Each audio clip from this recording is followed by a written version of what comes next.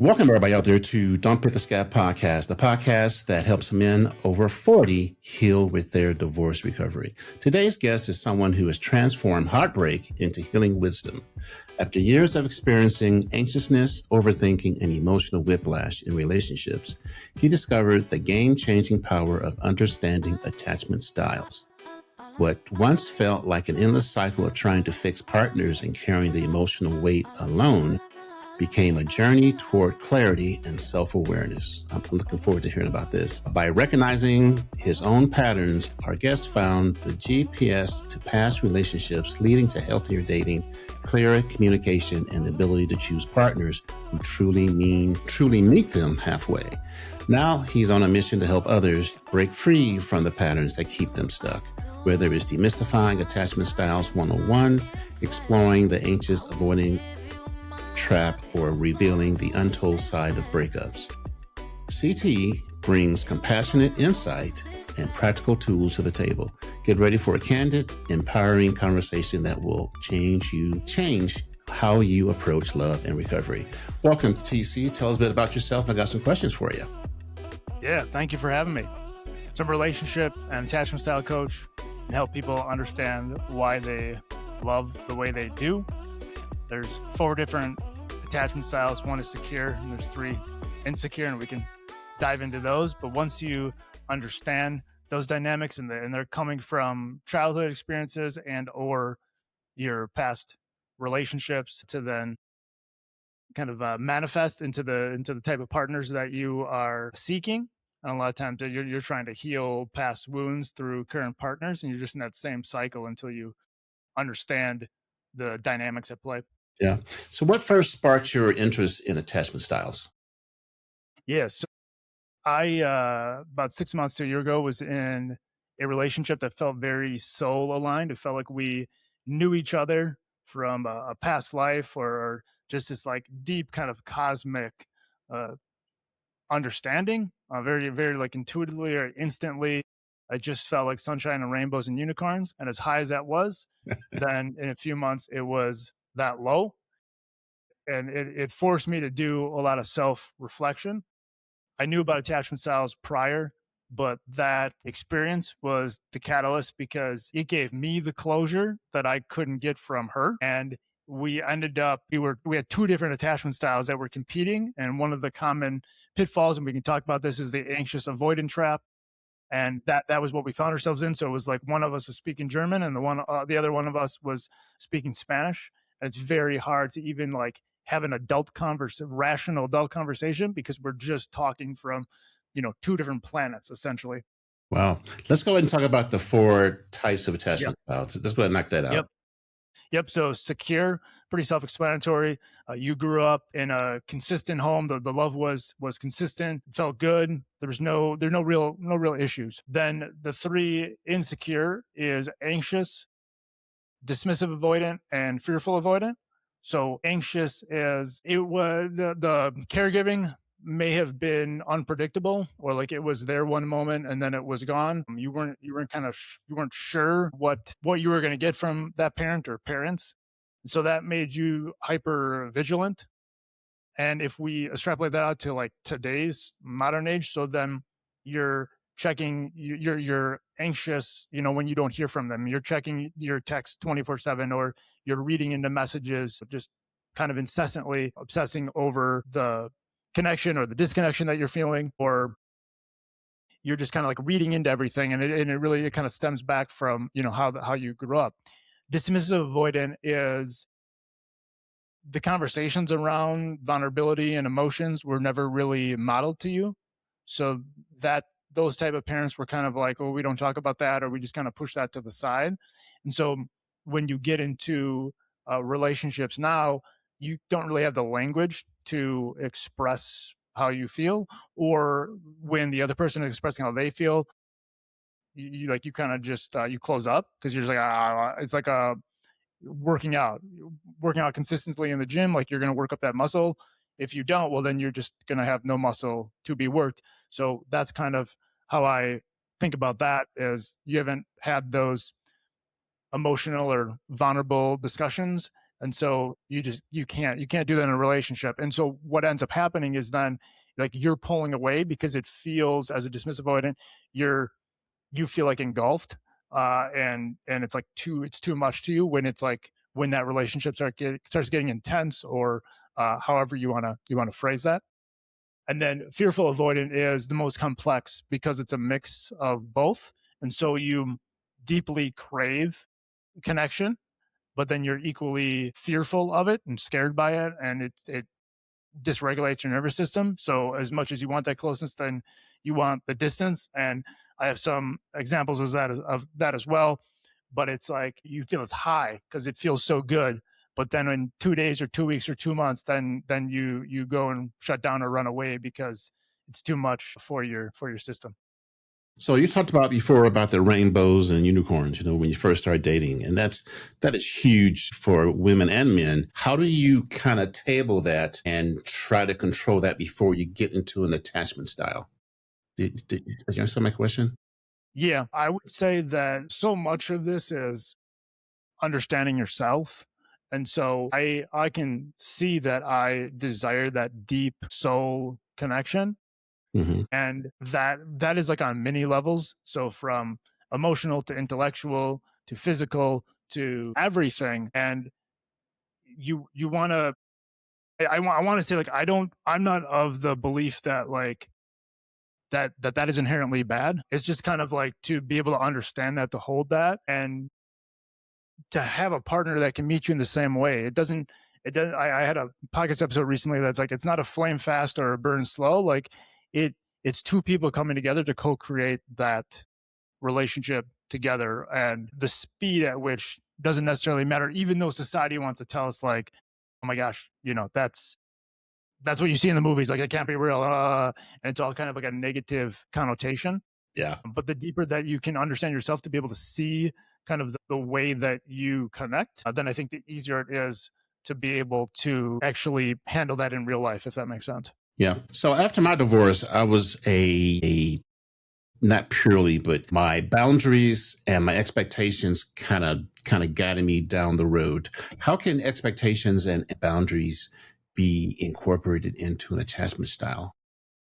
Yeah, boundary. That's a great question, and it's something I recently heard somebody talk about on social, and it stuck with me. Is from the anxious side of things, boundaries can be tricky. It can be like this gray area because you are craving that reassurance and that connection so much that you'll just kind of be that chameleon, and whatever they want, you'll give them, or kind of shrinking yourself in a way to be seen as the person that you think they want you to be. Hmm. There's a lot of that from the anxious side. And with the boundaries, one thing that I heard was, think of it as a turnoff. Let me go back 1 second.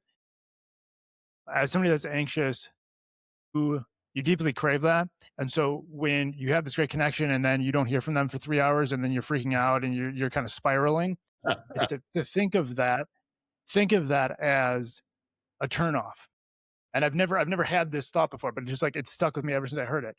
Because really, we can have all the compatibility in the world, but if our nervous systems are out of whack, then we're never going to feel settled. You're never going to feel good. You may feel good in person for a second, as you're connecting, but then they leave you and you go live your life for the next days, weeks, whatever. And then you're going to feel that deep connection because what you're craving is different one than what they feel.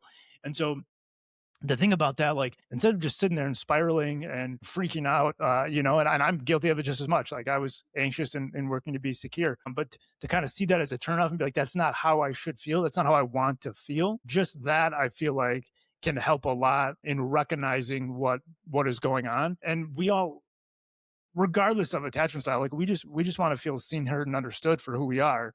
And so that it should, at the end of the day, it should feel mutual, and it should feel that we're putting in the same effort and the same investment.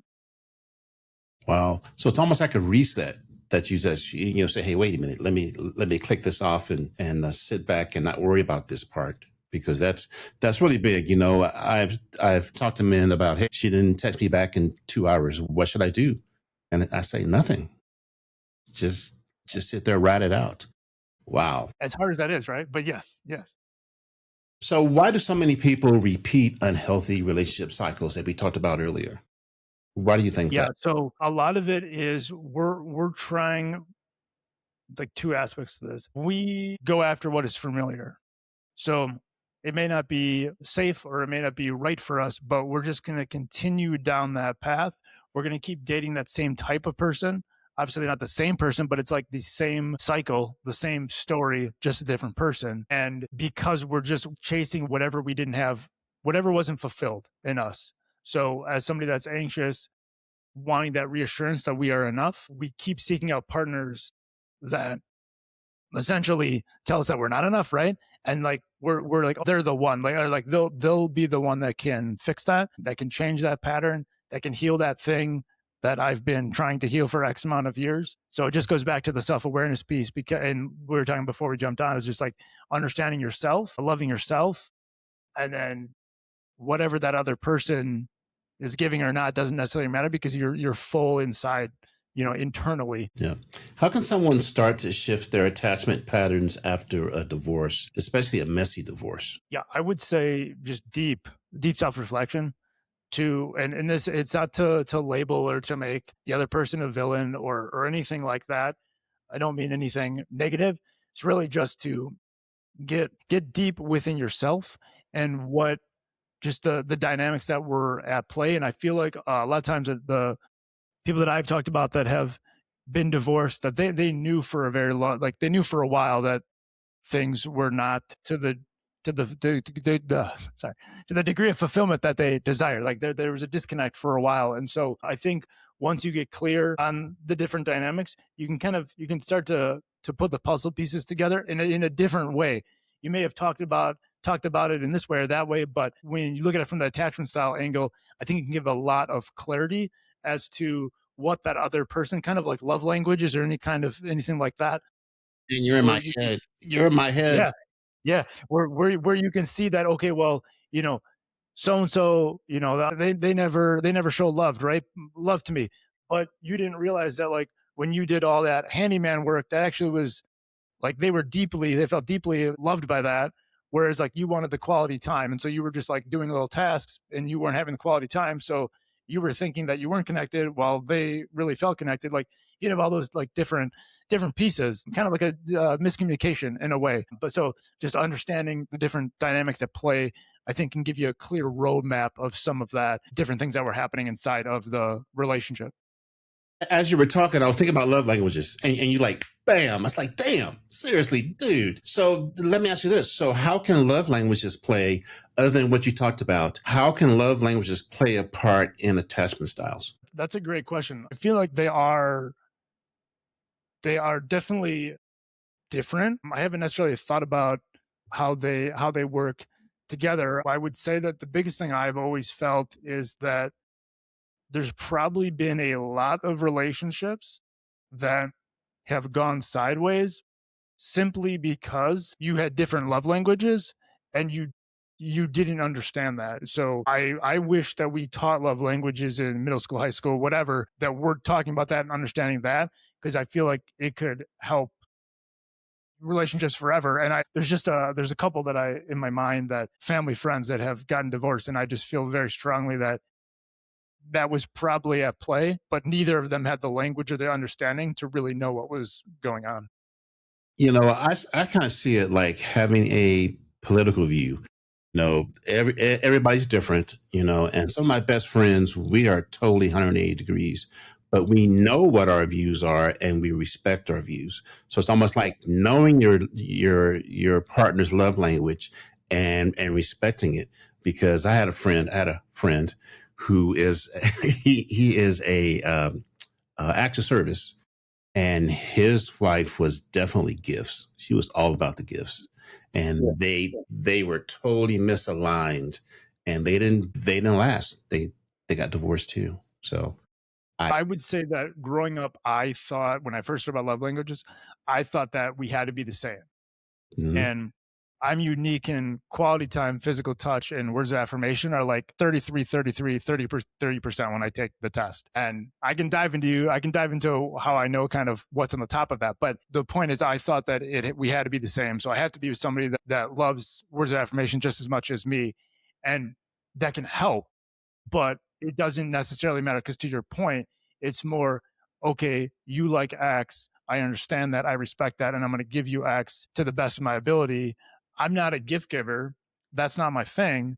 But if I'm with somebody that appreciates that and feels loved by that, then I guarantee you on a random Tuesday, she's going to say something and it's going to hit in my mind of like, oh, I'm going to make a note on that because she's really going to like that in 2 weeks or 2 months or whatever. And it's just you may not be a natural, like I may not be a natural gift giver, but if you truly respect and love and want to be with that person, like you're going to do whatever you can, and you'll become a gift giver. Yep. You will figure it out and do the small things. It's all about the small things. It's not the big things. It is the small things, which is very interesting. How can men communicate their needs effectively, especially if it's new to them or new for them? Because men suck. We suck at communicating our needs. How can we do better, you think? I think it comes from the phrase I like to say is you have to have the self-awareness to have the clarity to then change. And from this standpoint, this question, what I would say is that when you have the self-awareness and the clarity, you then have a confidence to express your needs. And so as somebody that was previously anxious, I always felt, oh, I'm too much, I'm needy, that kind of like negative connotation. But in reality, I actually have such clarity over what I need. And that person may simply not be able to give it to me. So it comes off as needy or too much to them. But with the right person, they respect that, to our previous point, and they want to give you whatever it is that you need. And so to me, what helped me was having the self-confidence of understanding of what those needs are and what those boundaries are and what I need to feel fulfilled inside of a relationship. And I'm perfectly okay to express that. There's no need to downplay that or hide that or wait it out and hope they change, quote unquote. Just express that, and if they can give it to you, or if they want, if you're a priority to them and they want to be with you just as much as you want to be with them, like it should feel good and reciprocal. You can meet each other in that way. So in addition to boundaries, when I say boundaries and the other thing, I always ask about the self cousins. The self cousins are self-awareness, self-care, self-compassion. How do all those self cousins play a part in attachment styles?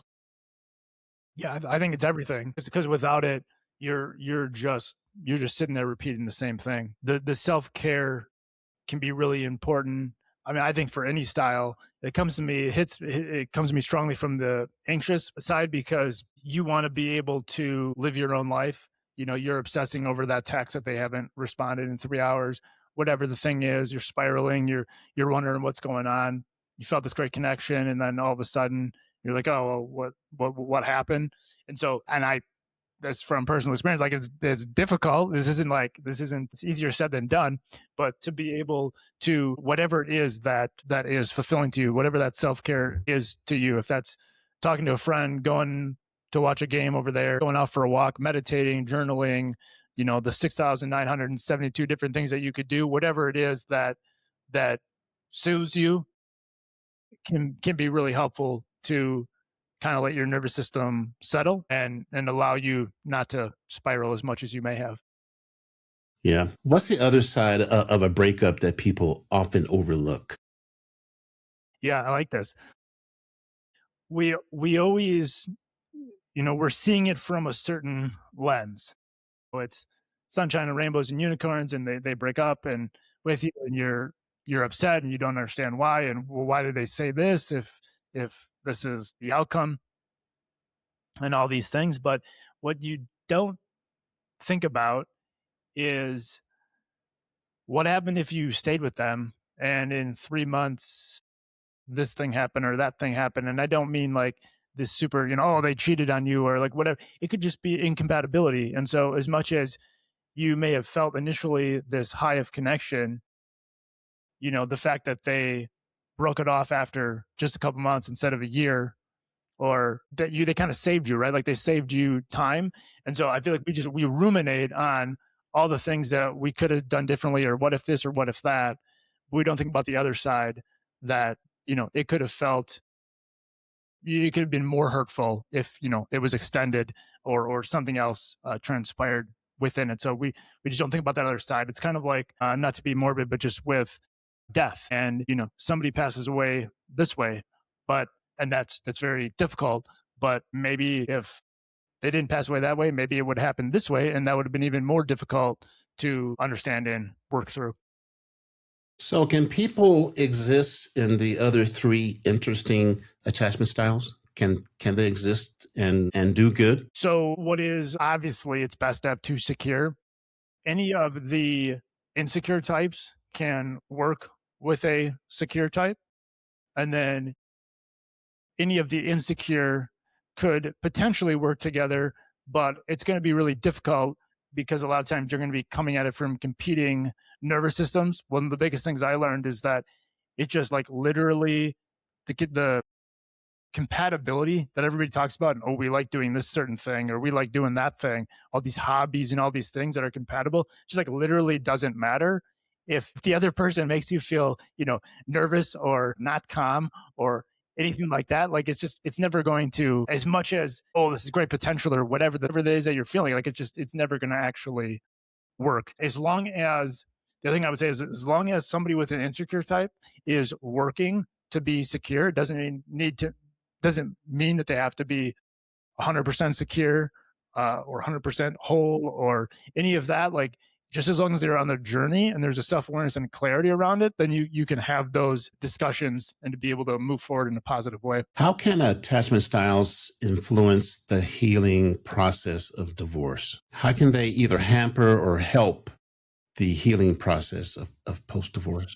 I would say that a couple people I've talked to recently that have been divorced, they did not know about it. They did not know about attachment styles until afterwards. Hmm. And when we talked it through, then it was just like a light switch. It was an aha. They're like, okay, now I get it, because I was like this and they were like that. And that there was kind of, speaking to, like, earlier, just, yeah, the self-awareness around the dynamics at play.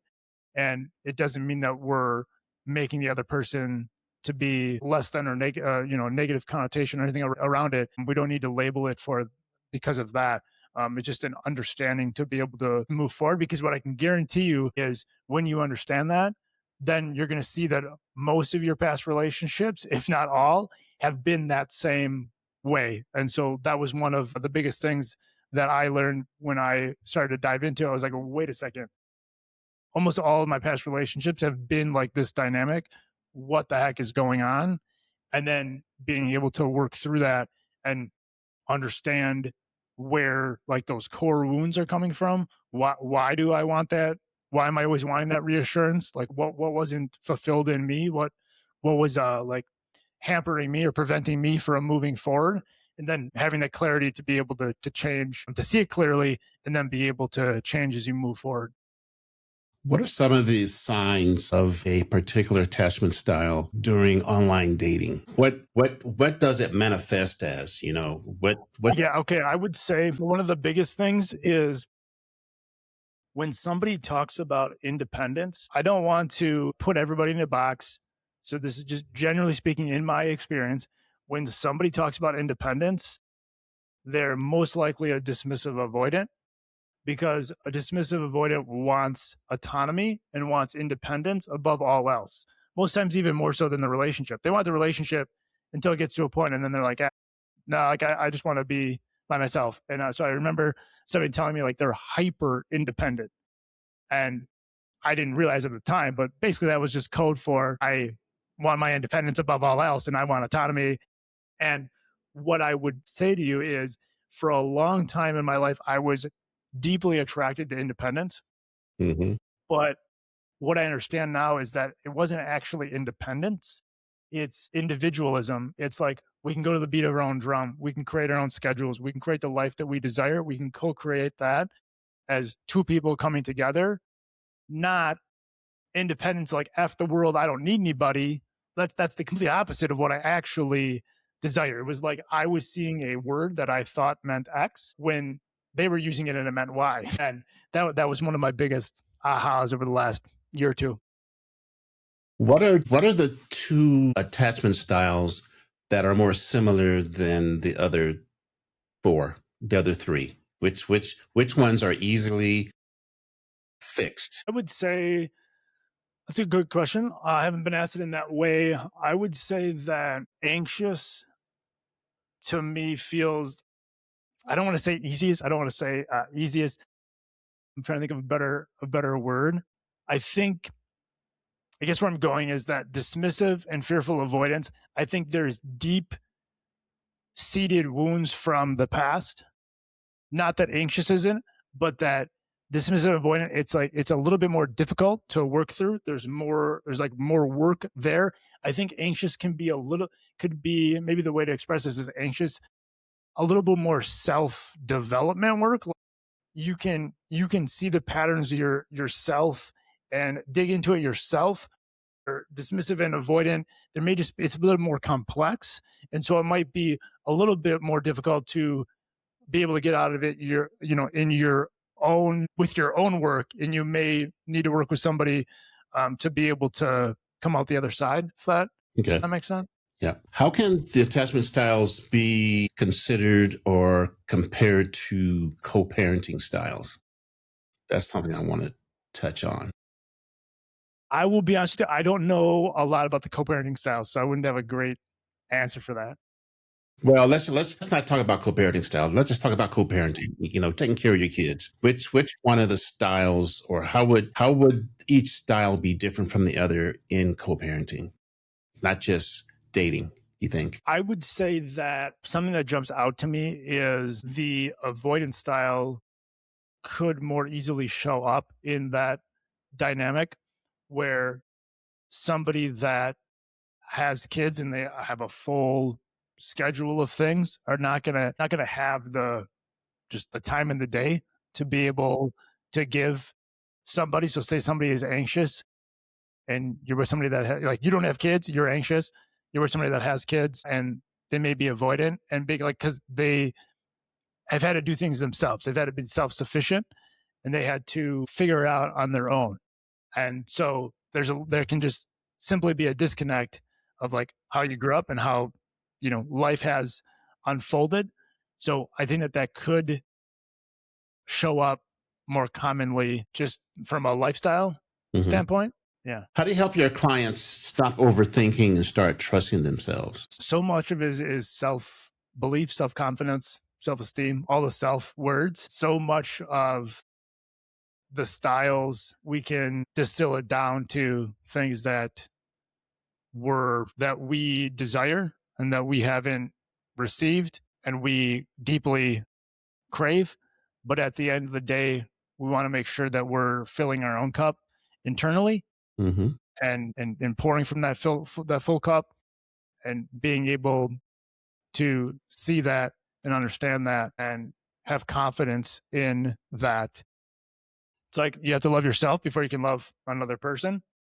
And so being able to deeply understand yourself and be okay with that and really owning that. I think there's so much of the comparison game. We go on social media and we just compare our lives to everybody else's highlight reels. And so being able to just see ourselves for who we are and owning the crap out of that can help tremendously. What is the most common misconception about attachment theory that you find or you hear about? Good question. There's got to be some misconceptions out there.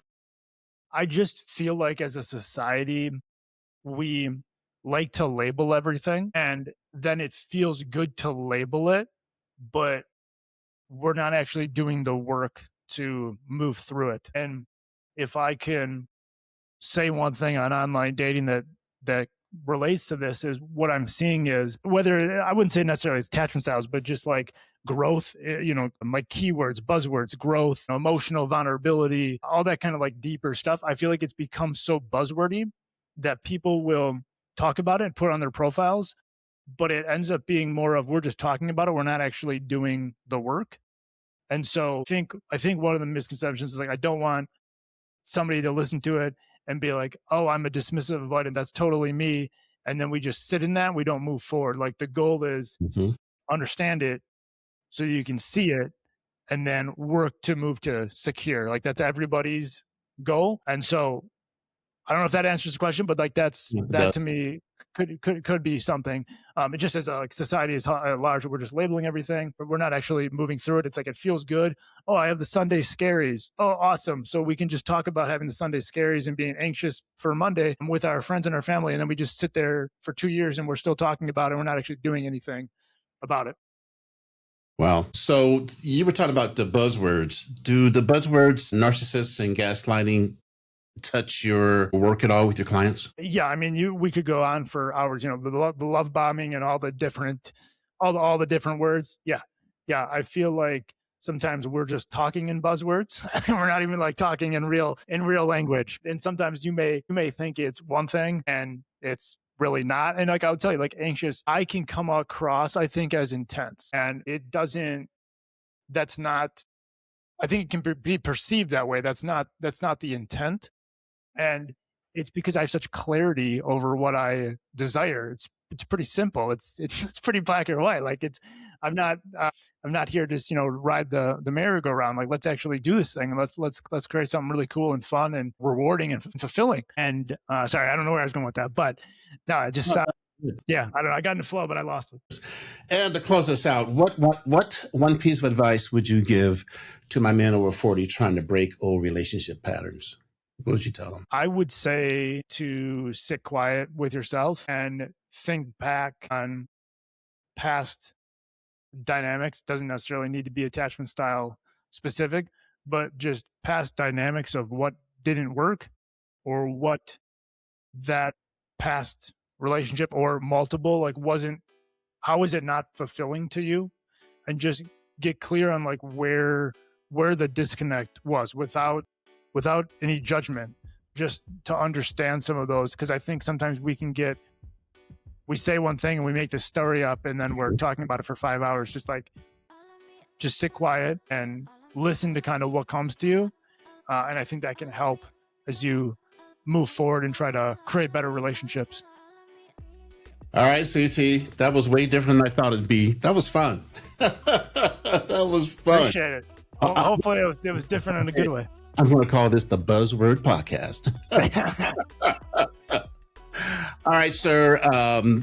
Let the people out there know where to find you on the internet, and I'll have that those places on the show notes. But go ahead. Yeah.